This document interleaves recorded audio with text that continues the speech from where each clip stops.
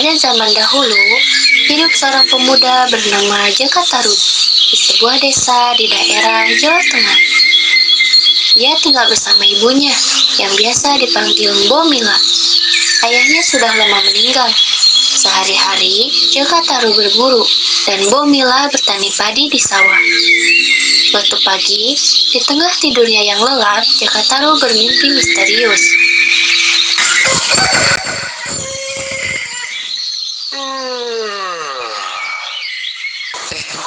Arti mimpi barusan apa ya? Kok bisa ya? Aku mimpi bertemu dengan bidadari yang sangat cantik. Bomila sedang sibuk menghias diri. Kemudian teman-teman Jaka seperti Bira, Wanto, Alang, Andi, dan Samosa menjemput Jaka untuk berburu. Tak lupa Jaka Tarub berpamitan dengan ibunya. Kak, Jaka, ayo bangun, keburu matahari naik. Jaka, anakku, sudah ada temanmu tuh di depan mengajak berburu. Iya bu, kalau gitu Jaka izin pamit dulu buat berburu sama teman-teman. Selepas Jaka pergi berburu, Bomila tetap melanjutkan menghias diri. Kemudian Boranu ingin bertemu dengan Bomila karena lama tidak bertemu dan ingin menanyakan kabar Bomila. Mbok Mila. Mbok Mila, udah lama ya kita gak ketemu. Mbok Ranu. Iya, Bo. Belakangan ini saya memang suka istirahat di rumah. Sini, Bo. Masuk.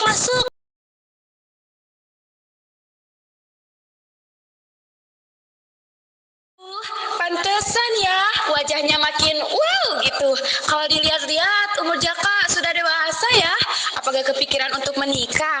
Bagaimana kalau Jaka menikah dengan anakku, Laraswati? Ide bagus tuh, Bo. Umur Jaka dan Laraswati juga kan sudah cukup untuk menikah, bukan? Ya sudah lah, Bo. Kalau begitu, mari kita coba bicarakan dengan Jaka dulu saja ya. Ya sudah lah, Bo. Ayo.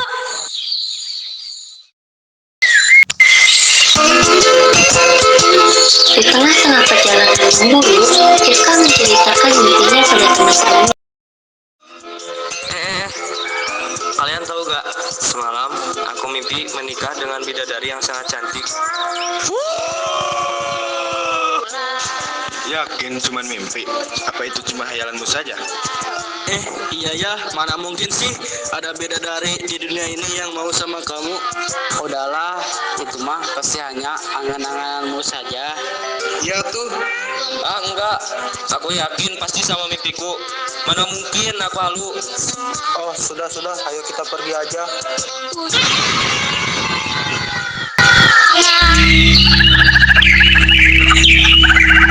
Matahari telah terbenam. Jaka dan teman-temannya kembali pulang dengan tangan kosong karena tidak mendapatkan hasil buruan satupun. Bu, Jaka pulang. Maaf ya Bu, hari ini Jaka tidak mendapatkan hasil buruan.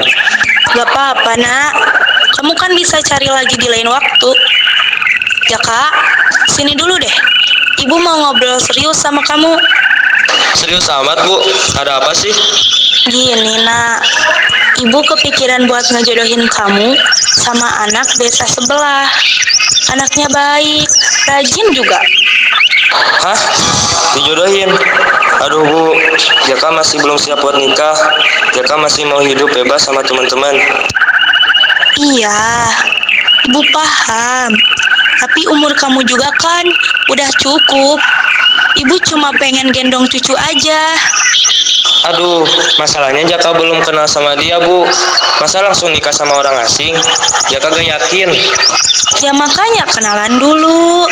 Kan perasaan itu bisa muncul belakangan, gak harus langsung. Jaka takutnya nanti nyesel Bu. Jaka pengennya bahagia. Ibu juga maunya kamu bahagia kok. Ibu gak maksa, cuma minta kamu nyoba dulu ketemu. Ya udah deh Bu, Jaka coba dulu. Siapa tahu emang jodohnya. Nah gitu dong. Ibu percaya sama kamu, bisa mikir dewasa. Ya Bu, makasih udah ngertiin Jaka. Kak, dari tadi kamu diam aja. Wajahmu tampak penuh pikiran. Ada apa? Biasanya kamu yang paling ceria, ini malah seperti orang kehilangan arah. Kalian berdua emang peka ya. Tapi aku lagi kepikiran sesuatu. Emangnya apa, Kak? Tadi ibu bilang beliau ingin menjodohkanku dengan wanita dari desa sebelah. Katanya sih namanya Laraswati. Wah, itu kabar besar. Lalu bagaimana perasaanmu? Jujur aja aku bingung. Aku aja bahkan belum pernah dengar namanya. Itu wajar. Perjodohan memang tidak mudah diterima begitu saja. Aku takut kalau aku gak bisa jadi suami yang baik. Dan kalau kami gak cocok, gimana? Tapi ibumu pasti tidak sembarangan memilih, Kak. Ya, itu yang bikin aku makin bimbang. Aku percaya sama ibu, tapi hatiku masih penuh pertanyaan. Kak, kadang hidup tidak selalu memberi kita pilihan yang jelas, tapi bukan berarti kita tidak bisa menjalani dengan baik. Benar, bisa jadi. Dari yang awalnya tidak saling mengenal, justru tumbuh rasa saling memahami. Aku juga memikirkan itu. Mungkin pernikahan bukan hanya soal cinta yang udah ada, tapi tentang bagaimana membangun cinta itu. Nah, itu pikiran yang bijak. Tapi tetap saja ada rasa takut dalam diriku. Takut itu wajar, Kak. Yang penting, kamu tidak berhenti di rasa takut itu. Kalian benar. Kalau aku terus ragu, aku tidak akan pernah melangkah. Ibu telah mempercayakan keputusan ini padaku. Aku tidak ingin mengecewakannya. Lalu, apa keputusanmu? Aku akan menerimanya. Aku akan menikahi Laraswati. Itu keputusan yang sangat berani, Kak. Meskipun aku belum sepenuhnya yakin, tapi aku akan berusaha. Aku akan belajar menjadi suami yang baik. Itulah semangat seorang lelaki sejati. Aku percaya jika niatku ini baik, maka jalannya pun pasti dimudahkan. Semoga Laraswati juga bersedia berjalan bersamaku, membangun kehidupan dari awal. Baiklah, aku sudah memutuskan. Aku akan menjalani ini dengan sungguh-sungguh. Jaka pun akhirnya menikah dengan Laraswati.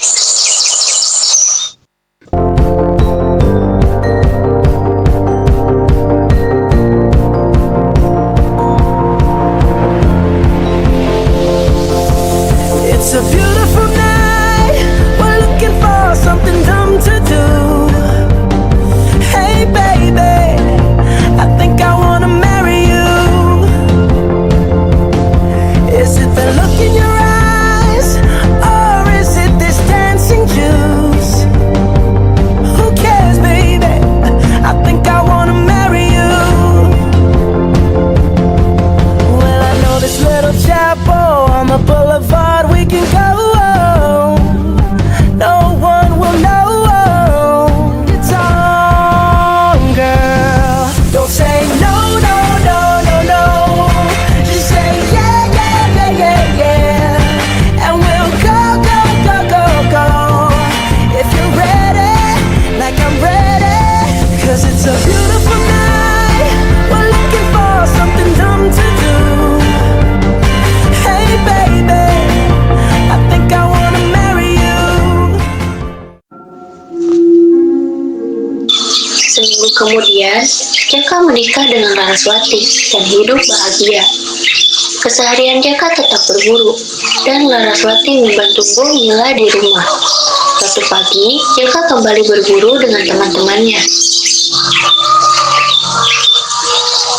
Istriku, Iya, sayang.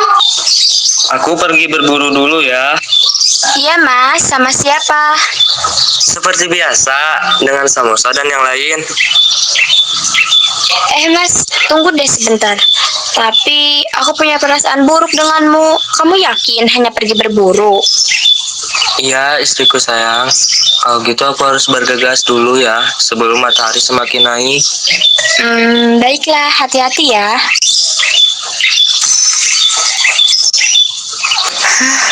Ada apa ini? Perasaan aku nggak enak ya sama Mas Jaka. Jaka dan teman-temannya menuju ke sungai untuk menangkap ikan. Ketika tinggal beberapa langkah, Jaka dan teman-temannya mendengar gurauan sekelompok perempuan. Wah, cantik banget loh, kayak bidadari. Itu dari mana ya? Aku gak pernah lihat mereka. Buset, itu bukan orang, itu bidadari beneran. Tuh kan, apa aku bilang? Mimpiku bukan sekedar halu. Jangan berisik, nanti kita ketahuan. Sedang asyik mengintip, Jaka dengan pikiran jahatnya hendak untuk mengambil selendang dari salah satu bidadari. Wah, di sini airnya seger banget ya. Benar, apalagi di sini pemandangannya sangat indah. Apalagi di sini jarang terlihat oleh manusia. Bentar, tapi kalian ngerasa kayak ada yang ngintip gak sih? Hah? Masa iya sih?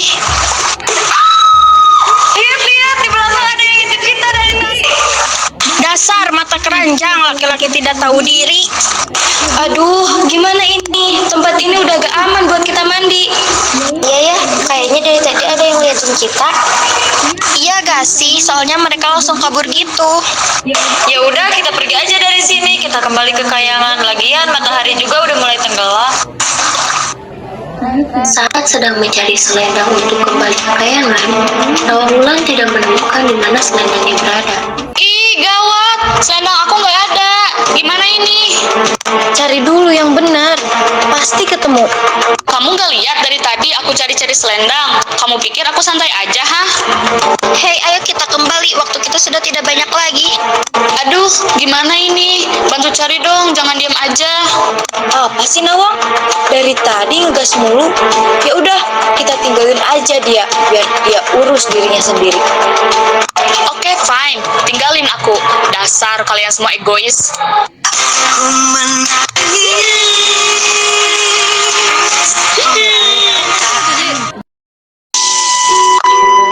Anak-anakku, kenapa hanya berlima? Di mana Nawangwulan? Ampun Ratu, tadi kami turun ke bumi untuk mandi di telaga. Kami semua bersama, Ratu.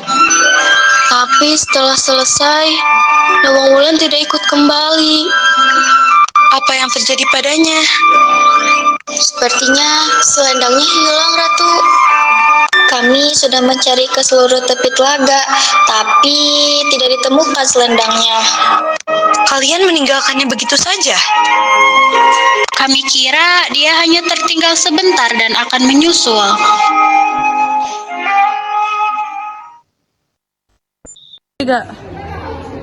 Selendangku, kemana perginya? Tanpa ini, aku tidak bisa kembali ke kayangan. Sementara itu, Nawang yang sedang di buminya bertemu dengan seorang pria. Hai, kamu kok sendirian?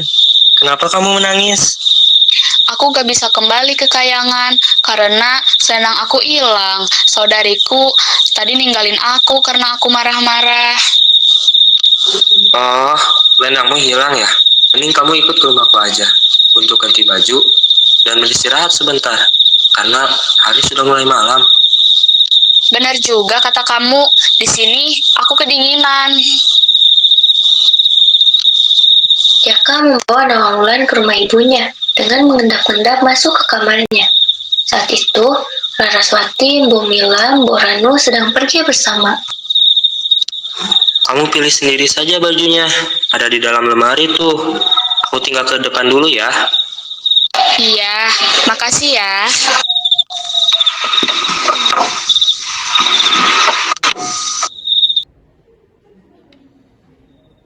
Loh, bukannya ini selendang aku ya? Aku yakin kalau ini selendang aku, pasti dia nyuri sampai aku nggak bisa kembali ke kayangan.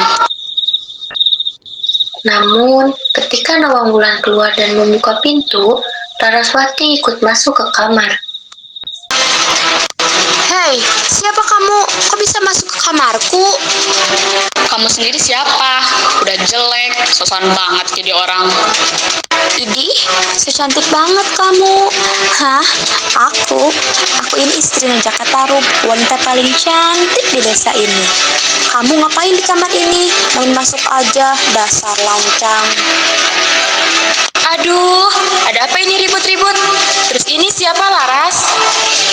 Gak tau mah, aku aja kaget nih perempuan tiba-tiba ada di kamar aku. So cantik lagi. Bentar, tenang dulu, aku bisa jelasin. Apa mas? Apalagi yang perlu dijelasin? Semuanya sudah jelas, kamu selingkuh dengan perempuan ini. Ini maksudnya apa Jaka? Kamu udah punya istri, terus apa maksud kamu nyuri selendang aku dan menaruhnya di lemarimu? Ya ampun Jaka, ibu kan sudah menikahkanmu dengan Laraswati. Tapi begini ternyata kelakuanmu, membawa perempuan lain ke rumah ini. Dasar anak gak tahu diri, merepotkan orang tua saja. Aduh Ma, bukan seperti itu ceritanya. Ini biar Jaka jelasin dulu. Sudah cukup, laki-laki hidung belang tidak tahu diri. Sudah punya istri, masih saja mencari-cari wanita lain. Sudahlah Laraswati, kita kembali ke rumah kita saja. Maaf, ini bukan hanya Laraswati yang kamu sakiti, tapi hati ibu juga. Ibu membesarkanmu dengan harapan kamu menjadi lelaki terhormat, bukan lelaki yang hidup dalam kebohongan. Jaka, aku baru tahu semuanya. Selendangku dulu, kamu yang ambil kan? Hah? Nah, Wulan, aku bisa jelasin. Jadi benar, selama ini aku hidup di bumi karena kebohongan kamu. Aku salah, aku akui. Tapi aku ngelakuin itu karena aku benar-benar sayang sama kamu. Kalau aku tahu dari awal, mungkin ceritanya beda, Jaka. Maafin aku, Wulan. Jangan tinggalin aku. Kita udah hidup bareng, nah. Aku capek, Jaka. Aku pengen pulang ke Kayangan.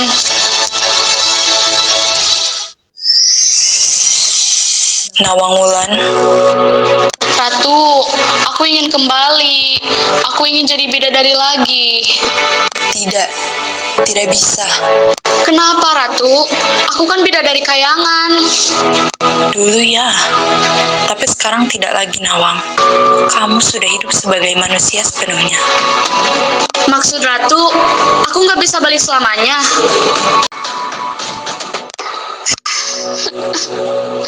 Jadi ini jalanku.